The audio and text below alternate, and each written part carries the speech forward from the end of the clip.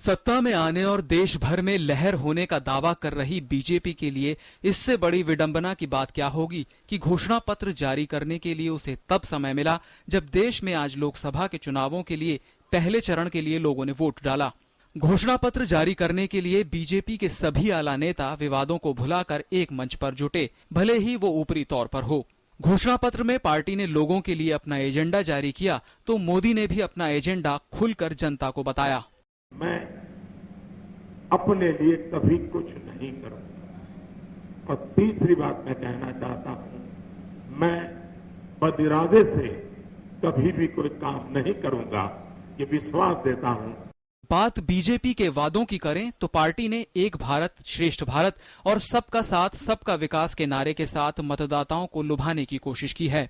UPA सरकार की तमाम विफलताएं गिनाते हुए पार्टी ने महंगाई, रोजगार, भ्रष्टाचार और काले धन पर खास जोर दिया है। महंगाई पर लगाम लगाने के लिए जहां कई जरूरी कदम उठाने का वादा किया गया है, वहीं रोजगार के अवसर पैदा करने और स्वरोजगार को बढ़ावा देने को सर्वोच्च प्राथमिकता देने की बात कही गई है। पार्टी ने ऐसा तंत्र स्थापित करने का वायदा किया है जिसमें भ्रष्टाचार की गुंजाइश ही न हो और काला धन भी पैदा न हो।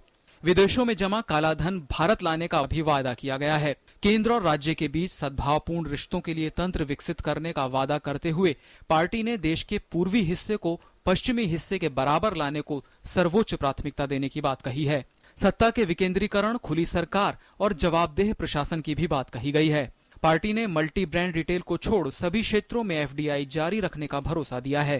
फॉरेन डायरेक्ट इन्वेस्टमेंट की बात है, उसमें हमारा स्टैंड हमेशा से रहा है कि बारिंग मल्टी ब्रांड रिटेल, बाकी जहां भी एसेट फॉर्मेशन और देश की ये जॉब्स क्रिएट करने के क्षेत्र होंगे, उस सब में फॉरेन डायरेक्ट इन्वेस्टमेंट की अनुमति रहेगी, उसमें कोई दिक्कत नहीं होगी। पीपल्स पब्लिक प्राइवेट पार्टनरशिप को बढ़ावा देने, स्वर्णिम चतुर्भुज बुलेट ट्रेन शुरू करने और 100 नए शहर बनाने की योजना शुरू करने की बात भी कही गई है। अल्पसंख्यकों को शिक्षा और उद्योग में अधिक अवसरों की आवश्यकता पर जोर देते हुए मदरसों के आधुनिकीकरण का वायदा किया गया है। न्यायिक, पुलिस और कर सुधारों पर जोर देते हुए राज्यों को जीएसटी के लिए राजी करने पर भी जोर दिया गया है। ग्रामीण क्षेत्र को उच्च प्राथमिकता देते हुए मनरेगा को खेती से जोड़ने का वायदा किया गया है। हर घर, खेत और फैक्ट्री को पानी पहुंचाने का नारा पार्टी ने दिया है, तो साथ ही आजादी के 75 साल होने तक हर व्यक्ति के पास एक पक्का घर की व्यवस्था करने की भी बात कही है। हर राज्य में एम्स की स्थापना का भी वायदा किया गया है। पार्टी ने साफ कहा है कि आतंकवाद, उग्रवाद और अपराध बिल्कुल बर्दाश्त नहीं होगा। बीजेपी ने घोषणा पत्र में राम मंदिर के साथ ही धारा 370 और समान नागरिक संहिता जैसे अपने कोर मुद्दों को जहां थोड़े बहुत बदलाव के साथ जगा दी है, वहीं कश्मीरी पंडितों की घर वापसी का वायदा किया गया है।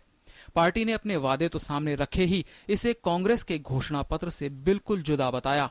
उनकी सोच भारत को विदेशी पूंजी निवेश के आधार पर विकसित करने की है। उनकी पूरी सोच में विदेशी पूंजी निवेश की बैसाखियों पर देश को खड़ा करने की सोच है।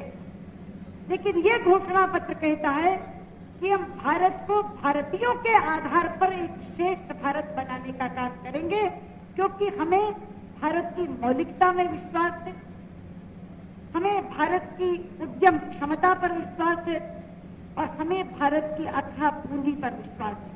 गुड गवर्नेंस के दावे और विकास के वादे के साथ बीजेपी ने अपने चुनावी घोषणा पत्र का औपचारिक तौर पर ऐलान कर दिया है। इसमें कई ऐसे मुद्दों का जिक्र किया गया है जिसकी बात नरेंद्र मोदी अपनी रैलियों में करते रहे हैं। लेकिन बड़ा सवाल यह है कि आखिरकार बीजेपी क्या अपने चुनावी वादों को जनता तक समय से पहुंचाने में कामयाब हो पाएगी। कैमरामैन IPS वालूवालिया के साथ शैलेंद्र मिश्र, DD न्यूज, दिल्ली।